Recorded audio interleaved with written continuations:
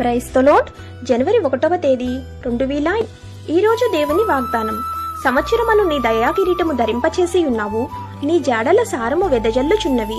కీర్తనల గ్రంథం 65వ అధ్యాయం 11వ వచనం. ప్రియమైన సహోదరి సహోదరులారా, దేవుడు చేయు క్రియలు ఎవరు వర్ణించగలరు? ఆయన మేధస్సును అంచనా వేయగల నరుడు ఏడి? ఆయన యొక్క గొప్పతనము ఆయన యొక్క సృష్టిలో కనబడుచున్నది. సంవత్సరములు కాలములు ఆయన యొక్క ఆధీనంలో ఉన్నవి, మరణ జీవములు ఆయన యొక్క వశమై ఉన్నవి.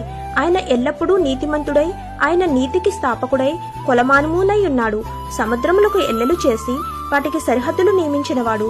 ఇంత గొప్ప దేవుణ్ణి మనము ఎంతో సాధారణంగా విసర్జించున్నాం. ఈ నూతన సంవత్సరంలో మన యొక్క అనుదిన జీవితంలో దేవుణ్ణి అంతర్భాగంగా చేసుకుని ఆయనతో సహవాసము చేసి ఆయన పిల్లలగుటకు మనము ఆశ కలిగి ఉందుముగాక. ఒక సంవత్సరమును దాటి మరి ఒక సంవత్సరంలోకి వెళ్ళుచున్నాము అంటే అది మన యొక్క గొప్పతనము కాదు, కానీ దేవుడు మనకిచ్చుచున్న తరుణములు. ఆయన కృప మన ఎడల అధికమై సంవత్సరమును దయాకిరీటం మనకు ధరింపచేసి ఉన్నాడు.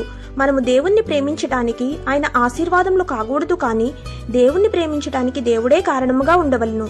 దేవుని స్నేహితులుగా, నమ్మకస్తులుగా, ఇష్టానుసారులుగా జీవించుదుము గాక. ఆమెన్. God bless you.